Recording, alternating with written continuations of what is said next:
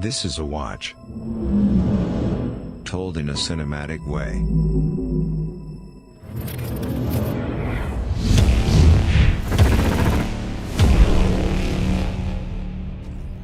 Swiss Military by Hanover.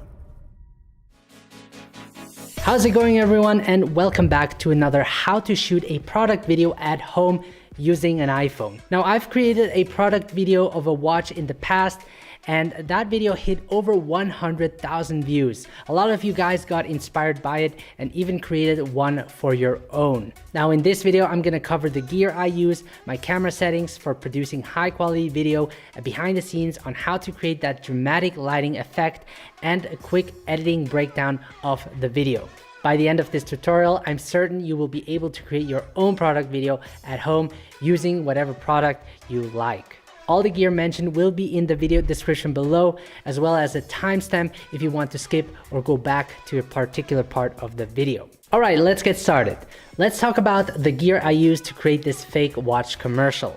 Almost everybody nowadays carries a smartphone in their pocket that has the ability to shoot high quality video, and when done correctly, people wouldn't even notice that it was shot on a smartphone. For that reason, I shot the whole thing on my iPhone 11 Pro Max using Filmic Pro, which is the most advanced cinema video camera app out there for smartphones. The reason why I like to use Filmic Pro is because it allows me to have more control over my camera, but we're gonna dive deeper into it later. The next thing you will need is a tripod. I use the basic Amazon tripod that costs $26, very lightweight with adjustable height legs, really great for its price, still impressed by it. Next, you will need a phone mount. The one I got is from Ulanzi that costs around $15. This way I can mount my iPhone to my tripod. The mount has a cold shoe adapter on top that allows me to mount a microphone or a video light. The lights I use are the Ulanzi VL49 that costs $19 and the VGIM R316, which is priced at $89. Both lights were sent to me by Ulanzi to test, so thank you very much. The Ulanzi VL49 is a portable LED and RGB pocket light, which is especially great for vlogging. I might make a separate video using this pocket light for my new gimbal vlogging setup. Now, I didn't use this light that much in this video. It would have definitely worked to create those awesome light patterns. So instead, I used the VGIM R316, which is a foldable LED and RGB video light. It has a unique design to it with dual LEDs that are connected, which both can be folded. This makes it really great to carry around. What's cool is that with this dual LED system, you can choose to have either one of the panels on or both. You also get built-in light effect modes, and similar to the pocket light, the VGIM R316 has a color cycle going from 0 to 360 degree that you can use in creative ways. You can also adjust the color temperature. Both lights have built-in batteries that can be recharged. For product shots, I find good video light really valuable. I suggest you have at least one good video light for your product video. What I also used is a black backdrop from Neewer that costs $75 with the stand. I placed the backdrop behind the object to create a seamless background. If necessary, you might want to steam iron the background to get rid of any wrinkles. So that's the gear I used for this video. Let me show you how I've set everything up. So for the first scene, I've hung the watch on a boom stand. You don't necessarily need one. There are certainly other ways to mount your watch so that it hangs in the air. I used a thin black thread and made sure that the watch would stay still in the air, because you don't want to shoot while your watch is moving. Also, make sure to clean your watch to remove unnecessary fingerprints. We want to make it look like it's straight out of the box. After that, I placed my tripod close to the object and centered it in the frame. Next, I darkened the room so I can work with one light. Now let me show you my camera settings for getting the best quality out of my videos. As I've mentioned before, I use Filmic Pro to shoot all of my videos.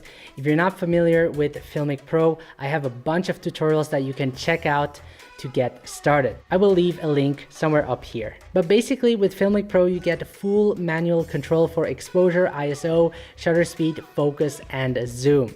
So the first thing I do when opening up Filmic Pro is choosing my camera. I went with the telelens because especially when filming product videos, you want to get those nice close-ups or detailed shots. If you can attach a macro lens, even better. I also like switching between wide angle lens and telelens to get more dynamic shots. For the resolution, I shoot in 4K using the Filmic Extreme codec. 4K has more detail and allows me to crop in post-production. This way I can also use keyframes to create movements. As for the frame rate, I will be shooting most of it in 25 frames per second.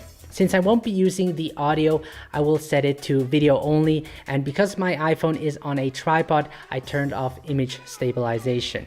Next is to set my ISO. I leave it at its lowest so that I won't introduce noise into my image. My shutter speed is set double my frame rate, which is 1/50 of a second. I make sure my shutter speed is locked so that I can only adjust the ISO if I have to. As for my white balance, I've set it to 5500 Kelvin since the lights I'm using is set to that temperature. I make sure I lock it so that no color shifts will occur during the shoot. My picture profile is set to log, which gives me more flexibility in post to color grade. At last, I set my focus and lock it. On smartphones, you don't get a lot of shallow depth of field because of their fixed aperture. But since I want everything to be in focus anyway, this wasn't an issue. So lighting your subject really depends on the product. I personally think that this watch works well for moodier contrast scenes because of its reflective black metal. So I decided to use more of a focused light so that the audience can focus their attention more on those highlighted details. To create that dramatic effect, I used the foldable light. I've set the light to 5500 Kelvin, which represents daylight, and the output is at around 30%. I simply moved the light over the subject from different directions and played around with it to create these interesting reflections on the watch. So I go from complete darkness to highlighting certain parts of the watch. I preferably like to do this slowly because I can always speed up the video during post-production if I want to. Experiment around with it and see what works. I really like the effect where I swung the light behind the watch. It sort of reminded me of Star Wars. Another effect that worked really well was of the watch flashing really quickly. The way how I did this in Filmic Pro is that I've set the camera to time-lapse mode with a shooting interval of 1 second. So again, I moved the light in different directions to highlight certain areas. In post, I cropped in, added keyframes to add movement, put in some sound effects, and there you have it. For the next scene, I placed my watch on an acrylic black backdrop that I got from Amazon for $18. This backdrop is great for smaller products,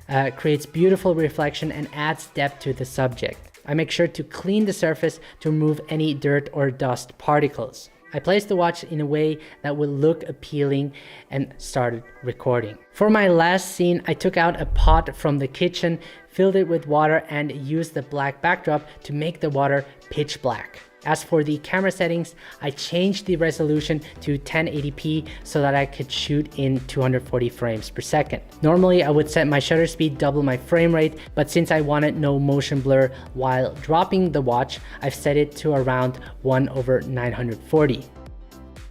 Now for this shot, I needed a lot of light. So I used the small pocket light with the foldable light at 100% output and also increased the ISO a bit, around 100. I then dropped the watch slowly, did that a couple of times until I was satisfied. Moving on to the editing part, I first imported all of the clips from iTunes into a folder on my desktop. I don't recommend airdropping the clips from your iPhone since it takes longer and you can lose quality. In my project, I took the best parts out and rearranged the clip so that it fits with the pace of the music. I personally like to edit in Final Cut Pro X. I went for a more cinematic, tense music, and because it's a commercial, I shortened the music to 20 seconds.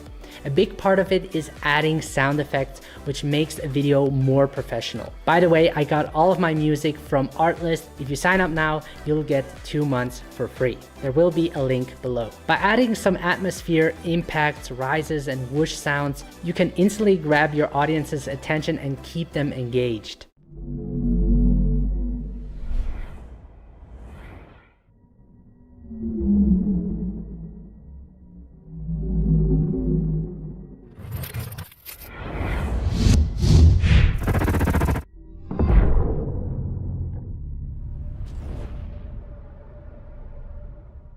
So really take the time to layer your sound effects to make your product come more alive. For the voiceover, I used a site called TTS MP3, where you easily can convert your written text into natural sounding voices. I thought this would work great and makes the commercial feel more extraordinary. On both ends of each clip, I added a fade ins and fade outs so that the transition looks more smoother. As I've mentioned previously, also in every shot, I digitally added movement using keyframes. As for the color grade, I added contrast, increased a little bit of the highlights and saturation. For the look, I created an orange and teal look to make it pop more.